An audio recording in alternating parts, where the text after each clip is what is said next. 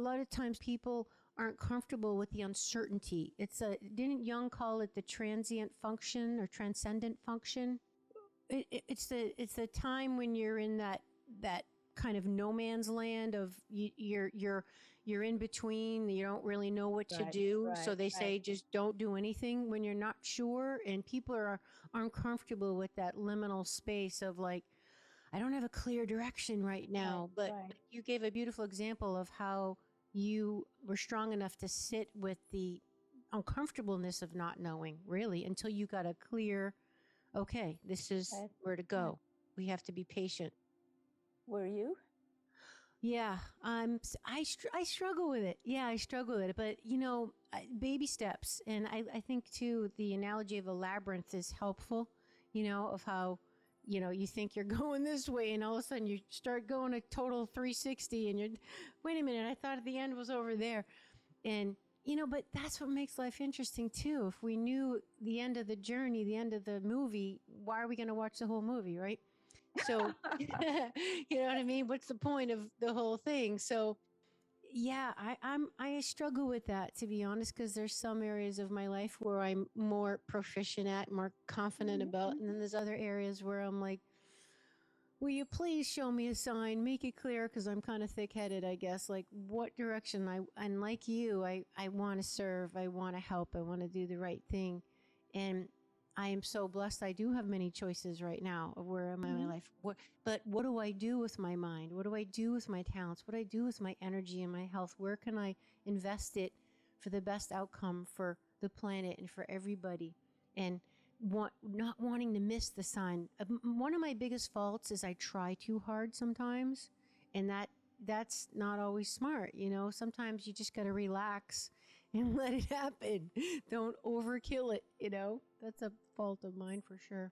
Well, mostly it's a combination of persevering at doing what feels right for you to do. And the other part of it is open to the synchronicities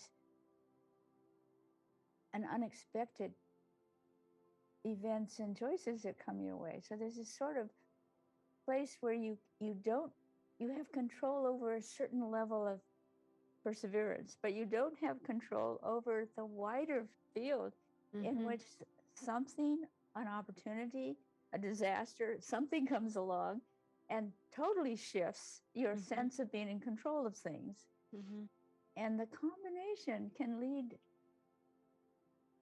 as I have a feeling it has for you, led you to be open to what next. And it's taken you this far, but you're still open to what is after this. Oh, I will be a lifelong learner, that's for sure. But I'm getting better. And I think too, like I like to share with people, is it starts with just, like you said, the humility to ask, and then be open-minded as to how you get the guidance, how you get the feedback. And, is it a feeling? Is it a vision? Is it a dream? Right. Is it, the synchronicities are very powerful. There's no such thing as a coincidence per se, right? Well, there's the need to, often somebody will have a dream and a person in the dream will be a surprise because you haven't seen that person for a long time. And then synchronistically, you see the person on the street or on the television or on the whatever. Or they call you. Something like that. Yeah. And you could say, oh, geez, that was amazing. Or you could say, what did that person symbolize? And to go deeper into the synchronicity of it will really help show the way, so and it's somewhat of a puzzle.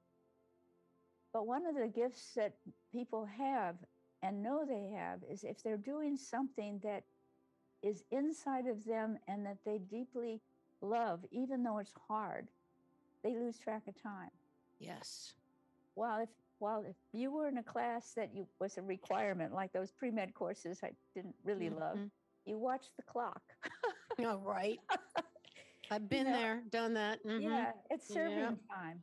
The difference between serving time and truly living time makes a huge difference, just in everything. Totally agree.